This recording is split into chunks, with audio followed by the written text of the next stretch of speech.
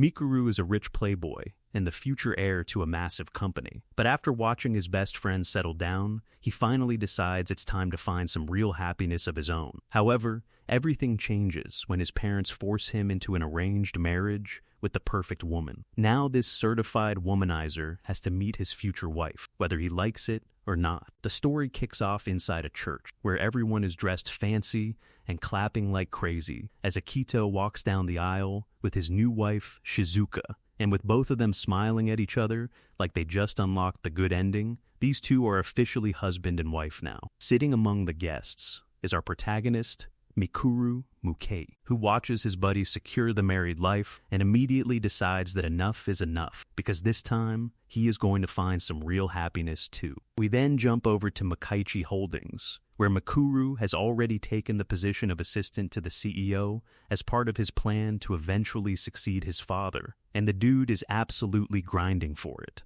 Employees bow to him whenever he walks through the lobby, but there is barely any time to enjoy the rich boy treatment, because even when he is flying around on a private jet, Mikuru is still glued to his laptop, drowning in work. Still, Mikuru knows has set the bar ridiculously high, so he keeps grinding even harder just to catch up with him. Later, Mikuru video calls Akito and learns that Shizuka is already in her third trimester. After seeing the ultrasound pictures, Mikuru gets excited about meeting the baby and even asks Akito to let him hold the little guy once it is born. Akito then asks how his new position is going, and Mikuru gives the humble answer that he is only managing thanks to everyone helping him. Even though Akito knows perfectly well that this dude has always been annoyingly competent and good with people. Mikuru then admits that all this work might just be the bill finally arriving for the many detours he took in the past, especially since his old playboy reputation still has some employees judging him. Right then, Shizuka suddenly screams for help in the background, making Akito immediately rush over to her, and Mikuru quickly ends the call so the poor guy can go deal with his very pregnant wife. Now alone, Mikuru feels a little empty watching his best friend slowly disappear into married life, even though he is genuinely happy for him. Naturally, his solution is simple: get himself a wife too. Then, drag Akito and Shizuka into double dates and family trips, like one big happy squad. Just then,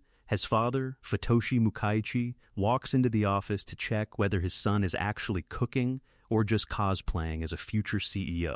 Mikuru admits that he is still nowhere near his dad's level, but Futoshi tells him to chill with the humble act, because his time as a regular employee actually came in clutch, with his management ideas already making things better for the staff. That tiny bit of dad approval is all Mikuru needs to start dreaming big, and the dude immediately declares that he is taking their company straight to #1 in the world. Dad, however, suddenly remembers that his 30-year-old son has another department that desperately needs management: his love life. Futoshi points out that Mikuru is still running around with way too many women and even asks if he has made any of them cry, which immediately has Mikuru sweating as he promises that he treats everyone properly and isn't planning to bring home any scandals. Futoshi then asks the real question: are any of these women actually wife material for the future head of the company? Mikuru mentally checks his current lineup and quickly realizes the answer is a very solid no, because all of them are just casual relationships with absolutely no marriage plans attached. Luckily for him, or very unluckily depending on who you ask,